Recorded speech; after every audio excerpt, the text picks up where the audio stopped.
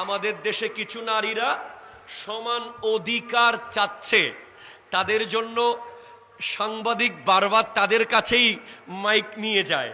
একজন বলতেছে, আমি এখান থেকে হেঁটে গেলে আপনি আমার নিরাপত্তা দিতে পারবেন? তখন সাংবাদিক বলতেছে, আপনি তো হেঁটে হেঁটেই আসছেন। আমরা তাদেরকে বলতে চাই, বোন, ও আমার মা, ও আমার খালা, ও আমার ফুফু, আপনি যেদিক থেকে আমার যেটাই হন, একটা তো হবেন। আল্লাহর ওয়াস্তে সমান অধিকার খুঁজতে যায়েন না। সমান অধিকার খুঁজতে গেলে ডাক্তারের বিল দিতে হবে, ঠিক কিনা কথা বলেন?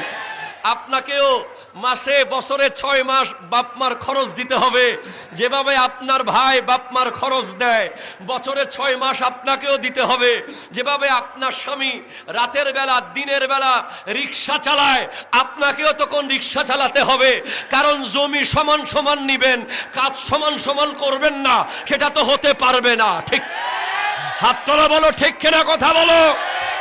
সেজন্য ইসলাম বড় সুন্দর, ইসলাম বড় স্বচ্ছ, ইসলাম বড় নিখুঁত, ইসলাম বড় pure, Islam so much appropriate, Islam so much marvellous, Islam so much gorgeous. According to ইসলাম নারীদেরকে যেই মর্যাদা আল্লাহ এবং তার হাবিব দিয়েছে, আমার নবী নারীর যেই মর্যাদার কথা বলে গিয়েছে, এই পৃথিবীর সমস্ত পুরুষ তার জান্নাত পাবে একটা নারীর পায়ের নিচে, ঠিক কিনা কথা বলে? এরপরেও সমান অধিকার যারা খুঁজতে যায় তাদেরকে আমরা বোকা বলি। একজন বোন তার বাবার সম্পত্তিও পায়, তার স্বামীর সম্পত্তিও পায়। আজ যদি জামিয়া গৌসিয়া তৈয়বিয়া তাহেরিয়া মাদ্রাসার মতো বাংলাদেশের প্রতিটা গ্রামে গ্রামে গ্রামে গ্রামে শহরে শহরে অ্যারিস্টোক্রেট এলাকাগুলোর মধ্যে গুলশান বনানীতে এমন এমন আল্লাহর ওয়ালিদের এদারা মাদ্রাসা থাকতো, তাহলে উলঙ্গ হয়ে নারীরা শাহবাগ আসতো না, ঠিক কিনা কথা বলেন? আজ ইলমে দ্বীনের অভাবে আজ নারীরা তাদের সমান অধিকারের নামে বেপর্দা রাস্তায় দাঁড়িয়েছে।